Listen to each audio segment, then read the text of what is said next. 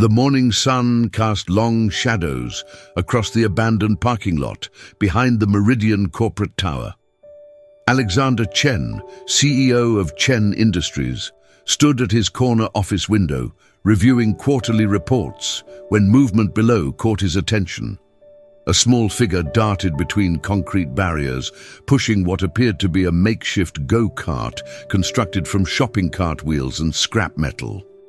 The boy couldn't have been more than 12, his clothes worn but clean, dark hair catching the light as he maneuvered the contraption with surprising skill. Alexander watched, transfixed, as the child navigated imaginary corners with the precision of a seasoned driver, complete with sound effects and commentary only he could hear. "Sir," his assistant's voice interrupted. "The board meeting—" "Postpone it," Alexander said without turning from the window. The boy's cart hit a pothole, sending him tumbling. Alexander tensed, but the child simply laughed, brushing dirt from his knees before examining his vehicle for damage. There was something about the boy's resilience, his pure joy in the face of obvious poverty, that stirred memories Alexander had long buried.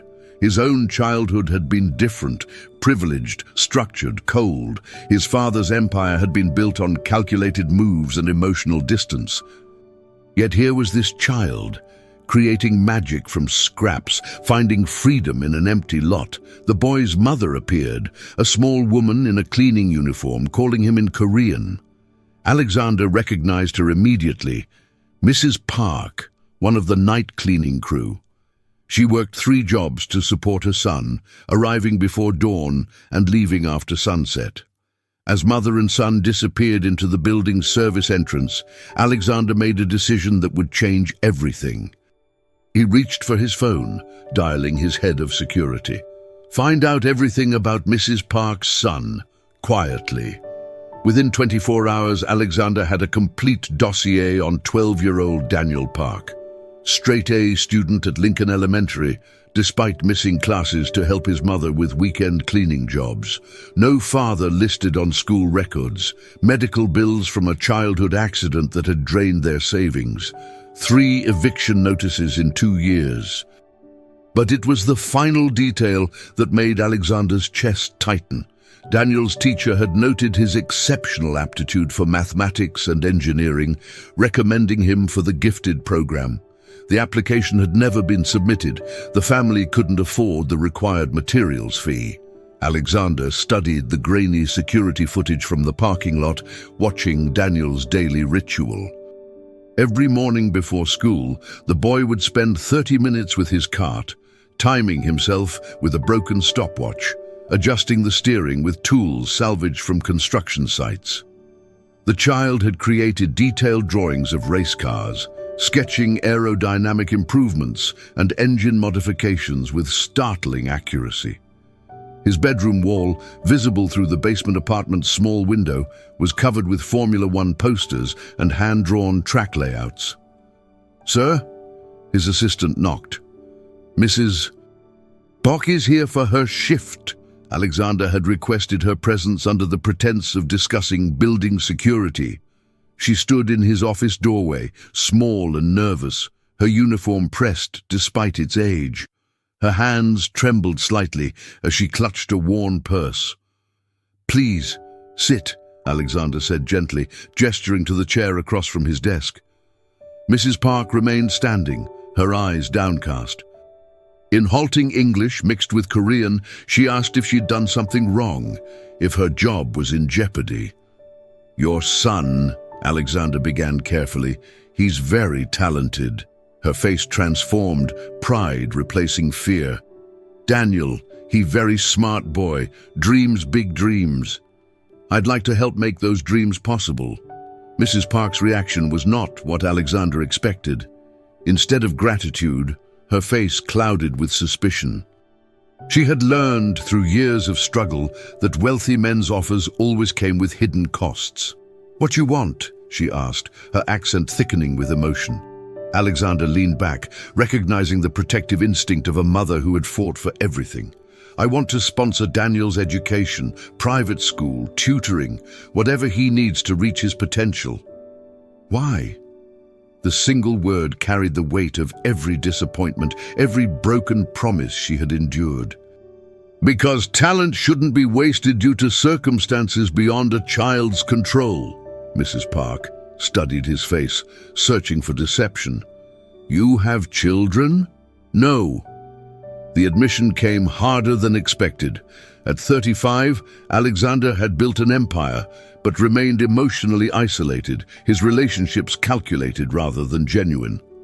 Then you not understand.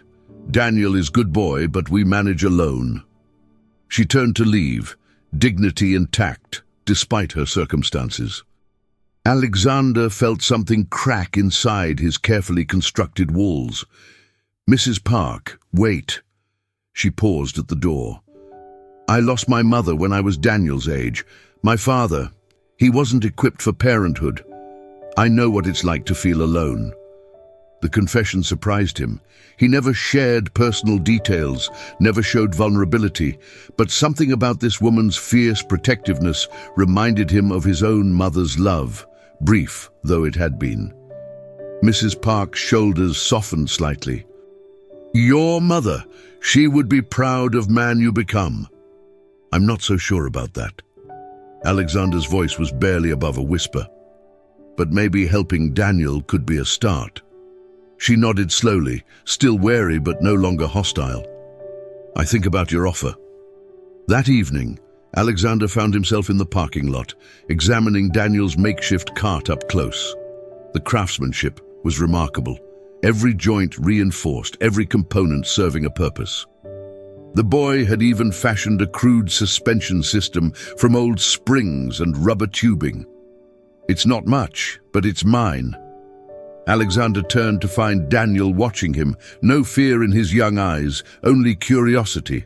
Up close, the resemblance to his mother was striking. The same determined chin, the same intelligent gaze. Did you build this yourself? Mom helped with the heavy parts, but yeah, mostly me. Daniel approached, running his hand along the cart's frame with obvious pride. He found most of the parts in dumpsters behind the auto shop on 5th Street. It's impressive engineering for someone your age. Daniel's face lit up. You know about cars? Some. I restored a 1967 Mustang in college. Alexander surprised himself by sharing the memory. He hadn't thought about that car in years, the one project his father had called frivolous. A real Mustang? What engine? For the next 30 minutes, they discussed gear ratios, horsepower, and aerodynamics.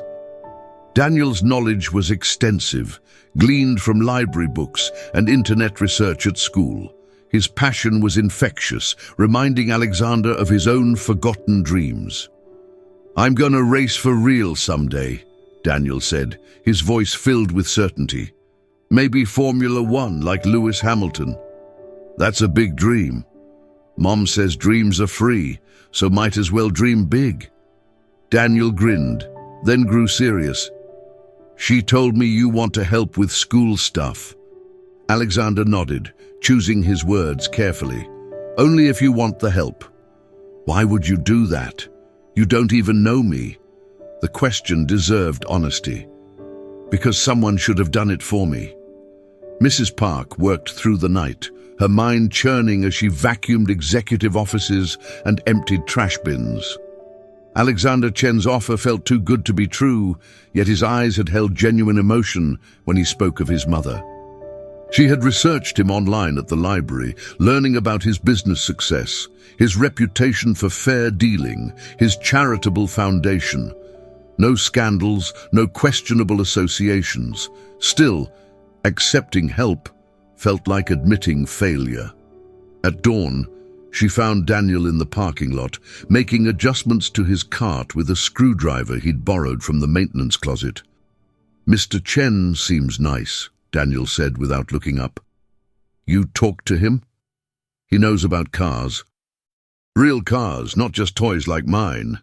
Daniel's voice carried a wistfulness that broke her heart. He said I could be good at racing if I had proper training.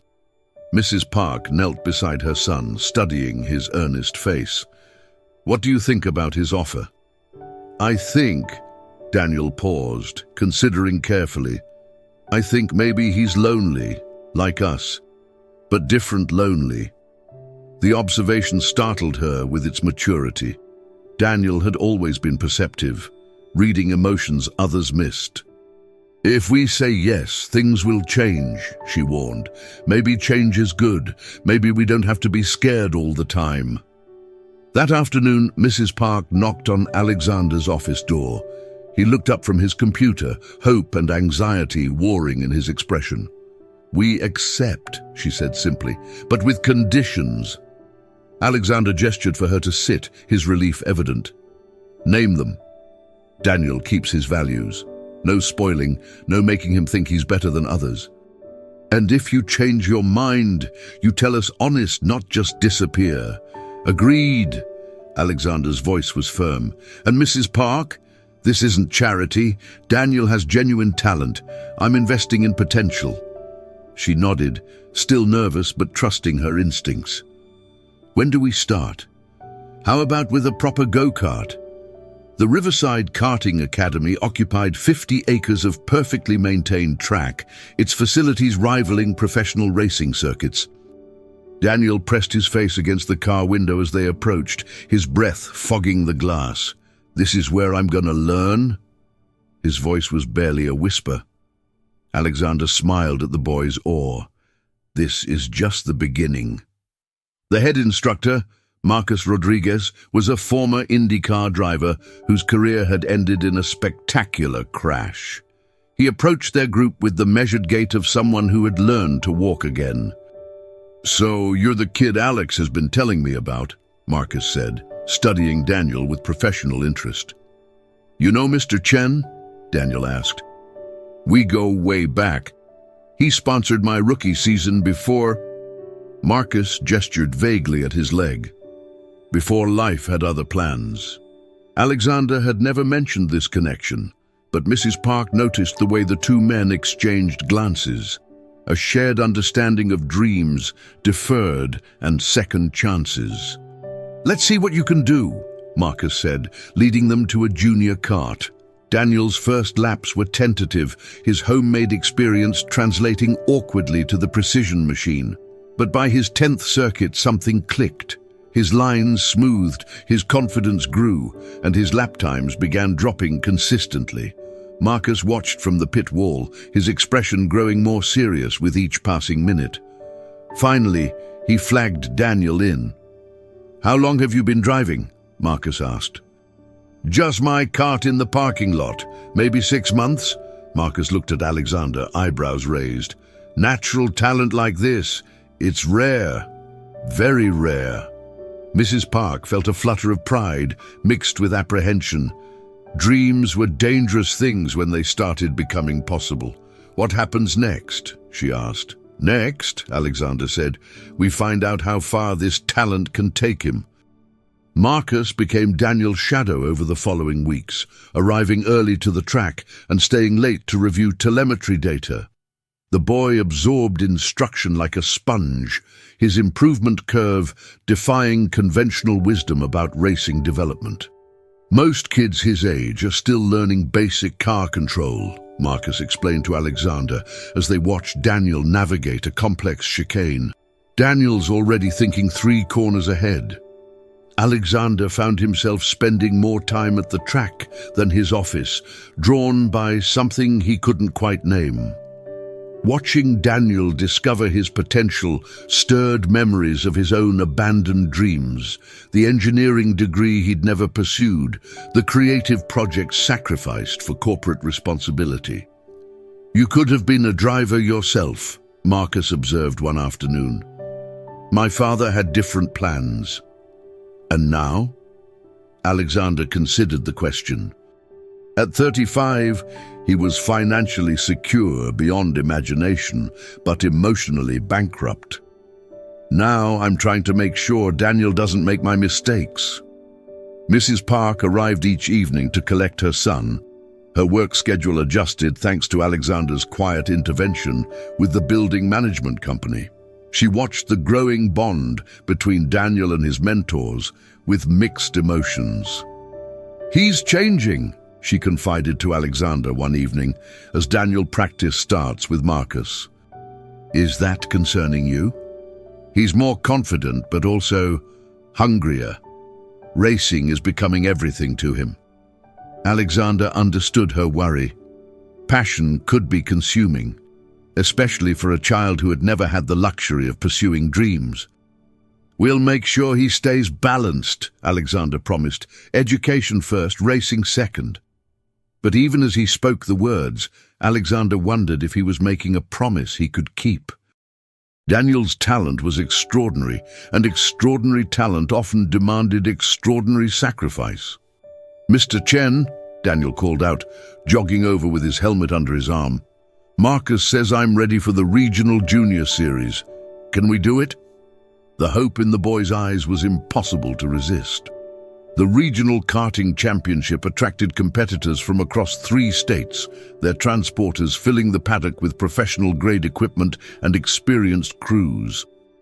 Daniel's setup looked modest by comparison: a single cart, basic tools, and a 3-person team consisting of Marcus, Alexander, and Mrs. Park.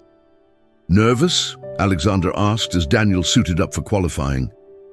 "Excited," Daniel corrected, though his hands trembled slightly as he fastened his helmet. The other drivers ranged in age from 10 to 15, most with years of competitive experience.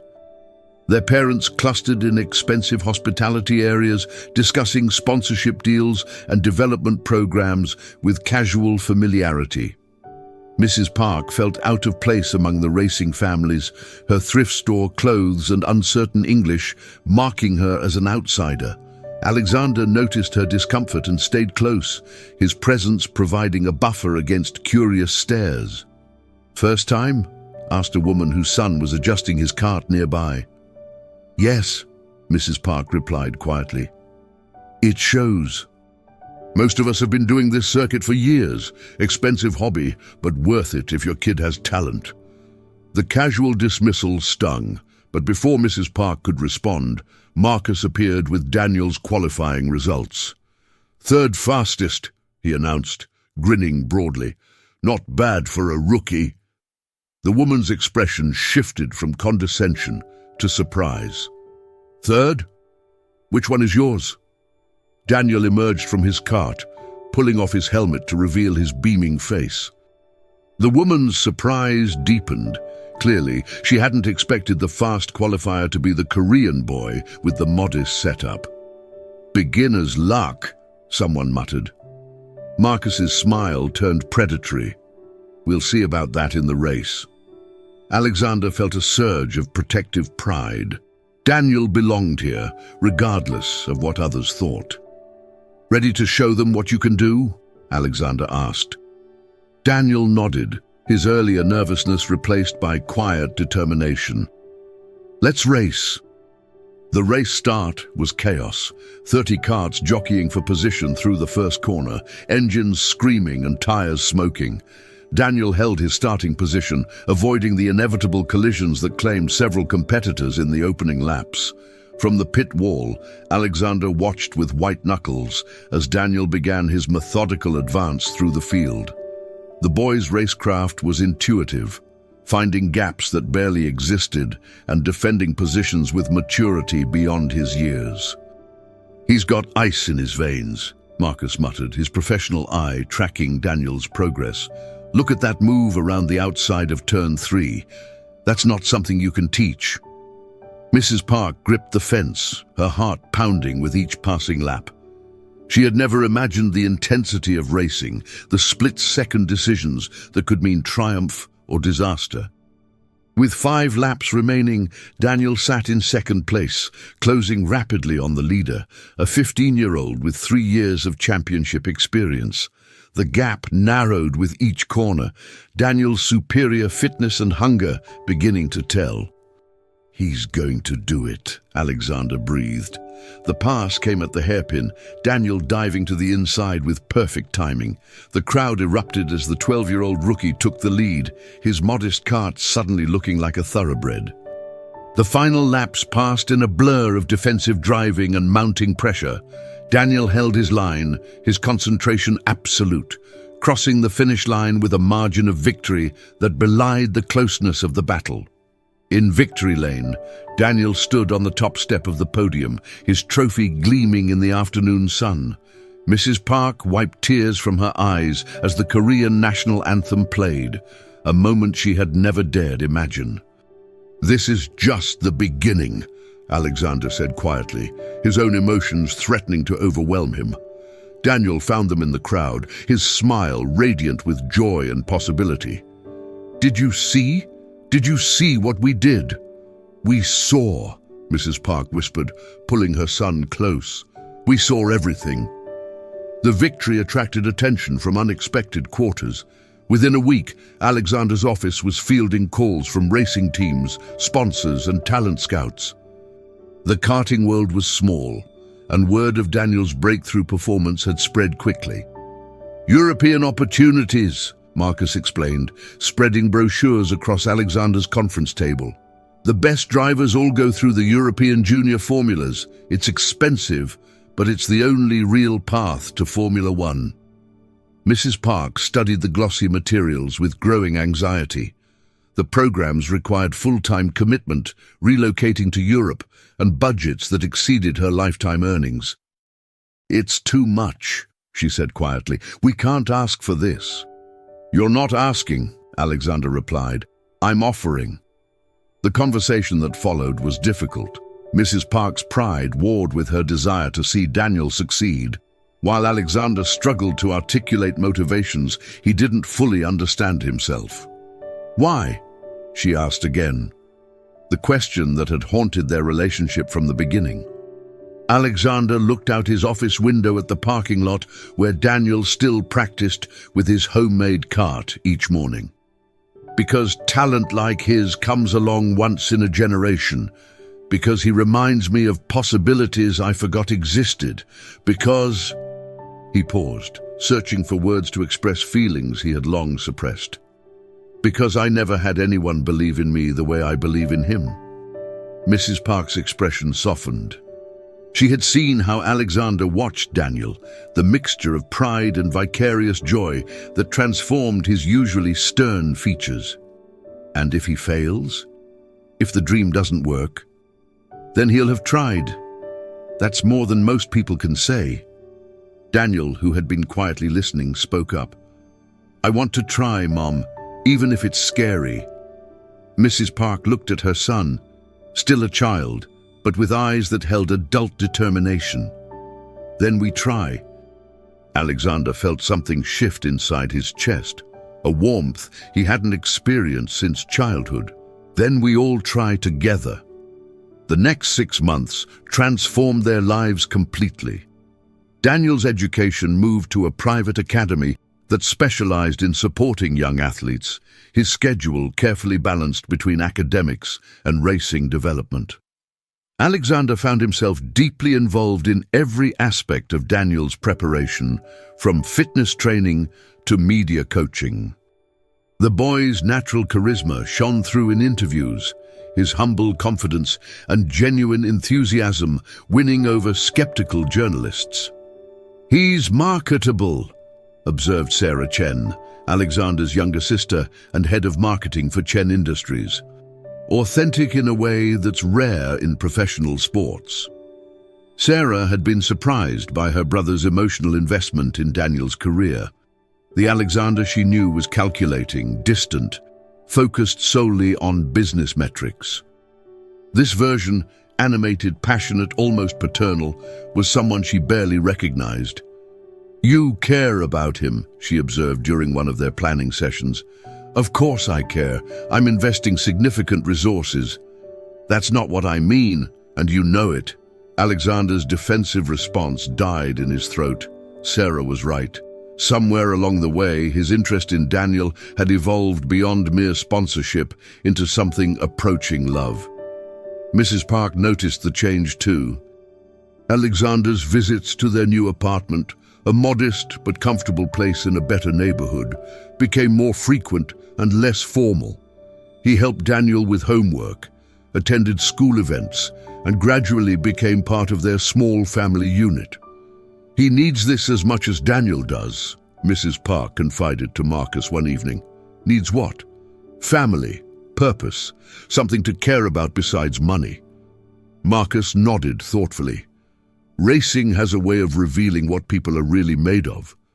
Alexander's discovering he's got more heart than he knew. The European opportunity loomed ahead, both exciting and terrifying. Daniel's talent continued to develop at an extraordinary pace, but the pressure was mounting. Success in Europe would open doors to the highest levels of motorsport. Failure would likely end the dream forever. "Are you ready?" Alexander asked Daniel the night before their departure. "I think so," Daniel replied, then grinned. "Besides, you'll be there, right? Every step of the way." The European Junior Formula was a different world entirely. The paddock buzzed with multiple languages, sophisticated technology, and drivers who had been groomed for racing since they could walk. Daniel's American team stood out, their relative inexperience obvious to seasoned observers. "Welcome to the big leagues," muttered their team manager, a grizzled Scotsman named Ian McLeod, whom Alexander had hired for his reputation and connections. Daniel's first practice session was humbling. The tracks were unfamiliar, the competition fierce, and the pressure intense. He finished 15th out of 20 drivers, a result that would have been respectable for most rookies, but felt disappointing given his recent success. "It's a learning curve," Marcus assured him afterward. "Every driver goes through this adjustment period." But Daniel's confidence was shaken. The easy victories of regional karting had been replaced by the harsh reality of international competition. For the first time since beginning his racing journey, he questioned whether he belonged. Mrs. Park watched her son struggle with the weight of expectations, her heart breaking for the boy who had always found joy in driving. The pressure was affecting his performance, creating a negative spiral that threatened to derail everything they had worked toward. "Maybe we pushed too hard, too fast," she confided to Alexander one evening. Alexander had been thinking the same thing. In his eagerness to provide opportunities, had he robbed Daniel of the simple pleasure that had made him special in the first place? "We need to remind him why he started racing," Alexander said.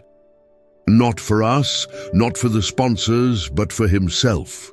The conversation with Daniel that followed was one of the most important of Alexander's life. Sitting in their hotel room overlooking the historic Monaco harbor, he shared his own story of lost dreams and misplaced priorities. "I forgot that success means nothing if you're not happy," Alexander admitted. "Don't make my mistake." Daniel listened quietly, then nodded. "I want to keep racing. But I want to race for me again, not for everyone else." "Then that's what we'll do." The transformation was immediate and remarkable. Freed from the burden of others' expectations, Daniel rediscovered his natural instincts and competitive fire.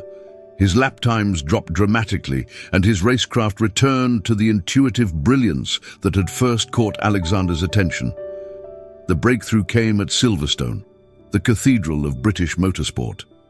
Daniel qualified on the front row for the first time in Europe, his performance silencing critics who had written him off as an overhyped American import.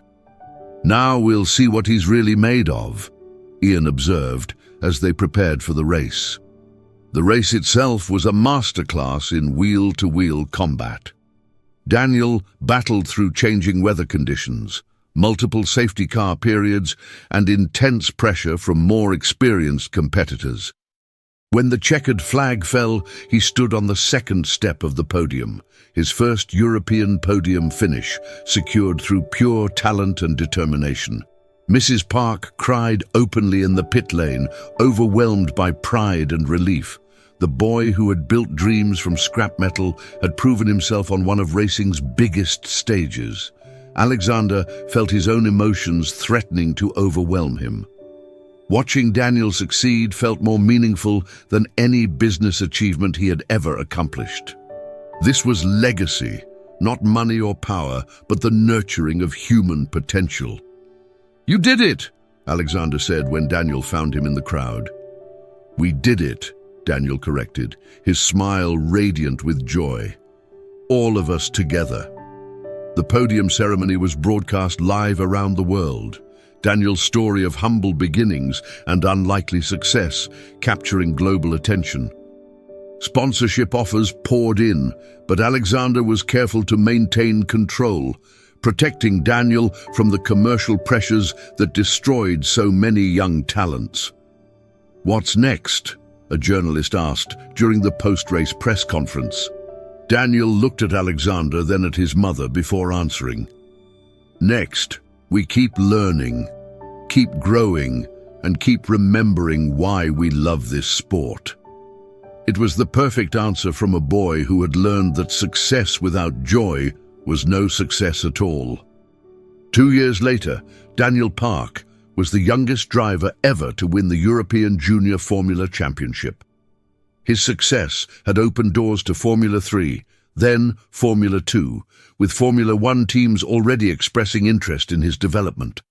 But more importantly, he remained the same grounded, joyful boy who had raced a broken cart in a parking lot.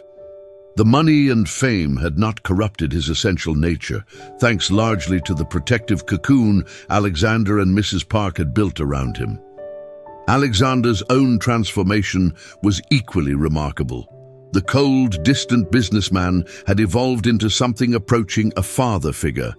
His emotional investment in Daniel's success revealing depths of feeling he had never known he possessed. "You saved him," Mrs. Park said one evening as they watched Daniel being interviewed on television. "I think he saved me," Alexander replied quietly. The racing world had taken notice of their unconventional family unit, the Korean immigrant mother, the Chinese-American billionaire, and the boy whose talent had brought them together. Their story had inspired countless others, proving that dreams could transcend circumstances when nurtured with love and commitment. Daniel's future stretched ahead, bright with possibility. Formula 1 beckoned, with its promise of global stardom and ultimate achievement. But whatever heights he reached, he would carry with him the values instilled in that parking lot: humility, determination, and the understanding that true success meant lifting others as you climbed. "Ready for the next adventure?" Alexander asked as they prepared to leave for Daniel's Formula 2 debut. "Always," Daniel grinned, his confidence tempered by wisdom beyond his years. "As long as we're doing it together." The broken cart that had started it all sat in a place of honor in Alexander's office, a reminder that the most extraordinary journeys often begin with the simplest dreams. And sometimes, if you're very lucky, those dreams change not just one life, but all the lives they touch along the way.